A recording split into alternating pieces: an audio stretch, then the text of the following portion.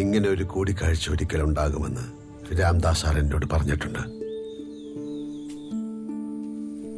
ഇതിനായി അന്നേ കരുതി വെച്ച ഇടമാണ് ഈ പള്ളി, ഈ ശ്മശാനം.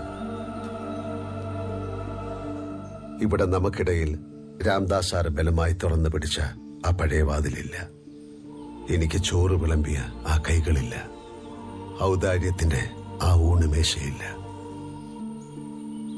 ഇന്ന് എനിക്ക് പറയാനുള്ളത് പ്രിയ കേൾക്കും. എനിക്കറിയാം, എന്റെ ഓർമ്മ ഉറയ്ക്കും മുമ്പ് മരിച്ച അപ്പന് നക്സലൈറ്റ് ആണെന്നും അവിശ്വാസിയാണെന്നും പറഞ്ഞ് ശ്മശാനത്തിൽ ഒരു കുഴിമാടം കൊടുത്തില്ല ഈ പള്ളി. അപ്പനെ അടക്കിയ തെമ്മാടിക്കുഴി മലയെടുത്തു. പള്ളിയെ മഴയും കാറ്റും എടുത്തു. 12ാമത്തെ വയസ്സിൽ അമ്മ മരിക്കുമ്പോൾ രാംദാസ് സാർ എന്റെ മുന്നിൽ പ്രത്യക്ഷപ്പെടുകയായിരുന്നു, ഒരു ദൈവത്തെ പോലെ. ആ ദൈവം കരുതി വെച്ച ഈ ദിവസത്തിന് ഒരു സാക്ഷി കൂടി വേണമെന്ന് എനിക്ക് തോന്നി. എന്റെ അമ്മ.